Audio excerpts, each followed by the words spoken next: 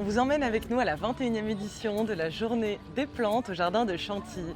Cette année, on a eu l'immense plaisir d'être invités, on va visiter tout ça, il y a des choses magnifiques. Il y a plein de stands, il y a plein de plantes, on vous emmène tout voir, ce qu'il y a de plus intéressant et de plus joli, vous allez voir, c'est extra. On va aussi essayer de vous présenter quelques personnes qui tiennent les stands, qui sont super passionnées, sympas, qui ont plein de conseils à vous donner. Allez c'est parti, on vous emmène.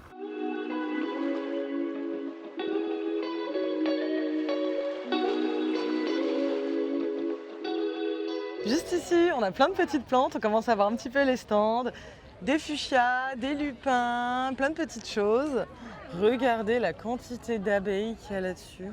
Si vous voulez des abeilles dans votre jardin, c'est ça qu'il faut prendre. Délosperma. Ah, magnifique.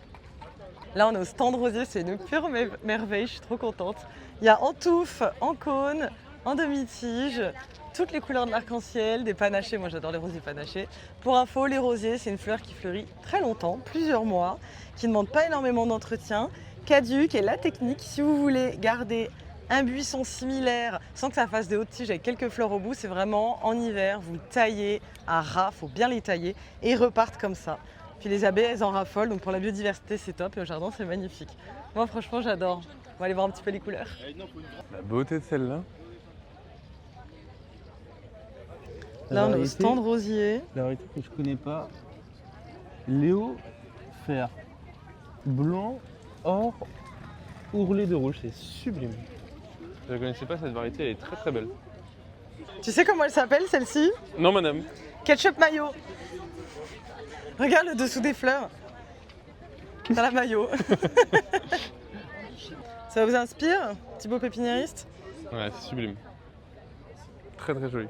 Bah, papa, de toute manière, il est de fin la semaine prochaine. Hein. C'est joli de mélanger orange et violet comme ça. Non mais t'as vu Oh ce là qu'ils ont, franchement c'est exceptionnel. Son nom, c'est un bracadabra, celui-ci. Ici, je viens de voir une beauté, érable du Japon Rainbow. Alors là, il a un feuillage panaché rose vif. Pour info, cette variété, les jeunes pousses, elles sont noires, presque noires, très très foncées, avec des éclaboussures roses. Et après, une fois que le feuillage s'est bien développé, il a cette couleur panachée qui est magnifique. C'est un arbuste qui a plutôt une taille assez petite, 2-3 mètres de haut, un port plutôt compact mais assez érigé. Pour l'exposition plein soleil à mi-ombre, magnifique. Ça vient du Zimbabwe, c'est de l'acier recyclé avec 10 bidons d'huile qu'ils font chez eux. Et c'est peint à la main et dessus il y a une peinture époxy pour résister à l'extérieur. Ah donc la couleur elle résiste? Voilà, tout à fait. Donc c'est trop mignon. Et vous avez un site internet? Oui, on est sur Jardins Animés et Ok. Jardins en Heure. Ah j'ai déjà vu, jardin animé j'ai déjà vu ouais. Ok. Et donc tous les mangeoires aussi, juste derrière, sont recyclés et c'est peint à la main. Ah c'est une pure merveille. C'est ultra mignon. Ouais. Alors juste ici, on a plein d'agapanthes. Ça vous permet de voir le système racinaire des agapanthes qui se propage pas mal. Alors c'est pas envahissant du tout, hein, c'est très facile à contrôler. Mais l'avantage, c'est qu'en couvre-sol, c'est idéal. Vous pouvez les diviser si vous voulez les transplanter ailleurs, mais les laisser courir aussi, ça vous fait un magnifique tapis de grosses fleurs bleues, comme il y a juste sur la photo ici. Ça existe en plusieurs couleurs, hein, pour info. Là, on a pas mal de petites arômes de toutes les couleurs, trop trop jolies. Il y a du gingembre. Zosta ici c'est une très belle plante couvre-sol. Alors c'est caduc, mais quand ça pousse, ça fait vraiment des belles feuilles. Faites juste attention avec les escargots et les limaces, parce qu'ils en raffolent. Petit tapis de cendre, ou voir un petit peu des petites solutions naturelles, il en existe plein. Pour contrôler, pour les zostas, il y a plein de couleurs différentes. Oh il y a plein de d'orchidées feuillages. là-bas. Il y a un stand d'orchidées. Oh la merveille. Si vous voulez des orchidées aussi belles chez vous, la petite technique, vous les mettez dans un pot transparent, pas une terre trop riche, une terre spéciale pour orchidées, parce que normalement les orchidées naturellement ça pousse sur les arbres. Et dès que les racines deviennent blanches, vous trempez directement la motte de l'orchidée dans l'eau pendant moins 30 minutes. Après vous les enlevez, elles redeviennent vertes et vous saurez qu'il faut arroser à nouveau votre orchidée quand les racines redeviennent grises. La merveille. Alors je sais pas ce qu'il sent, mais ça sent hyper fort. Ça sent la fleur. Oh, pardon. Si vous avez d'autres conseils d'entretien d'orchidées, vous partagez entre vous, mettez-les en commentaire. Celle-ci, elle sent l'agrumes et les épices. Venez sentir. Hein, je savais même pas que les orchidées pouvaient sentir aussi fort. Ah oui, non, là, si vous cherchez des orchidées, prenez-les ici. Hein. Ah, elles sentent toutes des odeurs, mais hyper surprenantes. Vous voyez, quand je vous parlais de racines aériennes, elles poussent comme ça sur les arbres. Et elles s'accrochent en fait. Là, vous voyez, quand la racine elle est grise comme ça, c'est qu'il faut bientôt l'arroser. Après, elle deviendra verte. Bon, venez voir, je vous montre un truc exceptionnel. Protéroyal, regardez. La floraison. Ultra mellifère en plus. Donc ça, c'est pas hyper costaud au froid, jusqu'à -5, -6. Par contre, c'est persistant, ça se met au plein soleil. Je trouve ça exceptionnel comme floraison. La pépinière qui fait ça, ça s'appelle ETS Riley. Je vous montre là. ETS Riley. Voilà. Attendez, c'est the place to be. C'est the place to be. Je vous ai montré les abeilles. C'était une super blague. Là, on a plein de variétés de sédum différents. Alors, le sédum, c'est une plante qui est juste increvable. Moi, j'adore ça et j'ai ma meilleure amie qui est hyper fan de ça. Donc, je pense que je vais en embarquer quelques-uns pour elle. Ça va lui faire très plaisir, même si j'en ai déjà amené plein de notre pépinière. Mais écoutez, elle aura un stock. Hein. Ah, ça y est, on l'a perdu. Il est dans les grosses machines. Une collectivité, forcément, il y a de la récurrence. En particulier, une fois que vous avez coupé son arbre, on ne vient pas les jours en jour. Ok, ça marche. Donc forcément, l'activité elle est moindre avec les particuliers, mais on en fait. On a même un crédit d'impôt.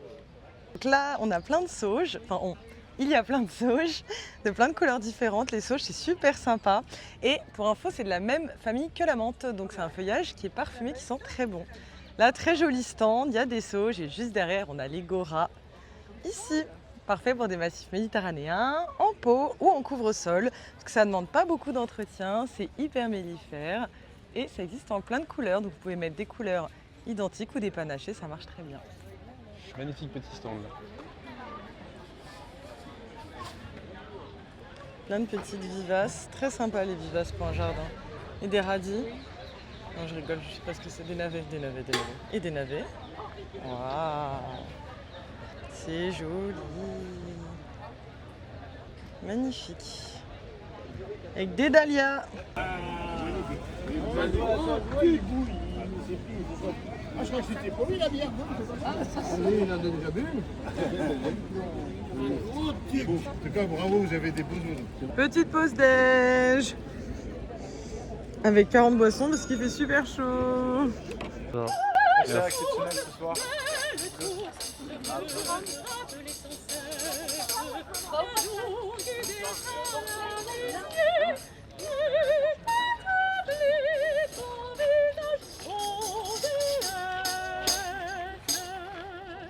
On est parti faire un tour du château de Chantilly en train. Au XIXe siècle, pour le connétable Anne de Montmorency, le bâtiment sera Là, on a vu un jeu de loi grandeur nature. lequel se trouvait les cibles. Le décor.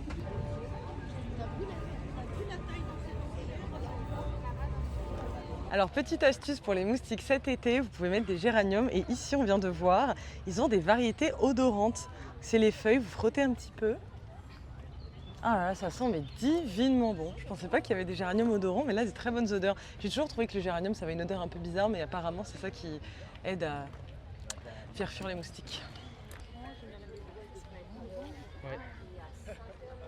Ici, il y a beaucoup d'aménagements de massifs qui sont très sympas. Je trouve que c'est très élégant. Rosier blanc, céanote, agapante blanche, rosier. La charmille derrière, vous voyez, ça fait un joli massif avec des petites plantes de plus en plus grandes. Je trouve ça très élégant. Et on termine cette visite par la grande inauguration de cette journée des plantes, le jardin des pivoines. Je vous montre le plan d'un peu plus près pour que vous ayez une idée de ce qu'on va voir. Donc ici, on a les pivoines géantes, les variétés hautes et particulièrement florifères. À gauche, juste là-bas, les variétés parfumées. Et ensuite, nous avons les historiques et obtenteurs français, les fleurs à couper. Et le reste est classé en fonction un petit peu des couleurs. Visiblement, on a un coin brin de folie. Hâte de voir ce que ça va donner. Et à gauche, la palette du peintre. C'est parti! Ah, elle est belle celle-ci. Eh bien, ça sent. C'est une odeur très douce, ça sent, mais ce ne sont pas les parfumés. Regardez la beauté. Variété assez originale qu'on voit pas souvent. Elle est pleine de boutons. Je trouve que c'est assez joli de les associer avec d'autres petites fleurs comme ça, des petites vivaces. Alors pour info, les pivoines c'est caduc, mais alors la floraison, là on est en pleine période. Une odeur assez douce, bon visiblement il en existe des très parfumés.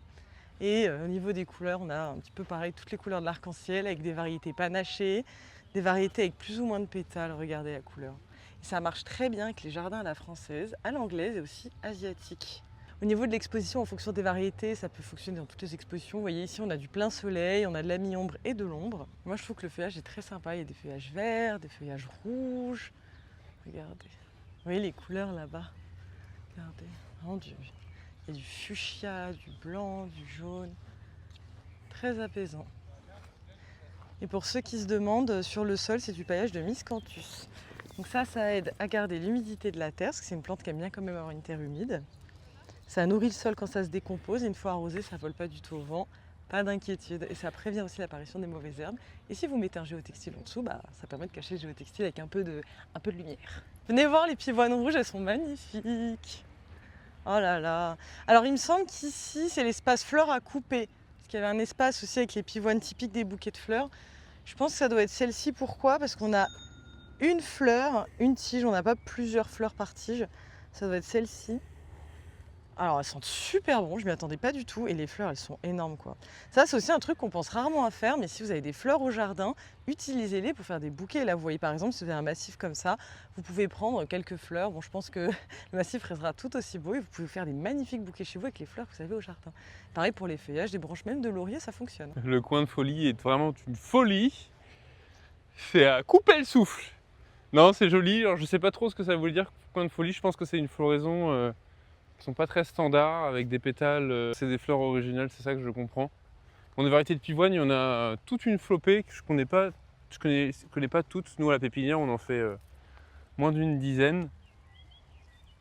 Vous voyez, des variétés qui sont très jolies. Alors après, ce qu'il faut se méfier, c'est que vous pouvez avoir des variétés qui sont très belles, mais qui fleurissent vachement moins longtemps. Nous, ce qu'on a essayé de faire, c'est vraiment sélectionner ce qui fleurit le plus longtemps, mais c'est vrai que c'est moins original. Bon alors on a oublié de filmer la conclusion, c'est vrai que c'était une grosse journée et qu'on était complètement morts. Mais c'était vraiment très sympa. Merci encore au Château de Chantilly de nous avoir invités à cet événement. On a passé un super moment. Je vous ai mis toutes les informations en description si vous avez envie de faire un tour à la prochaine édition de la Journée des plantes. Je vous conseille vivement d'y aller si vous êtes aussi passionné de jardin, si vous avez besoin de faire des petites trouvailles pour le vôtre.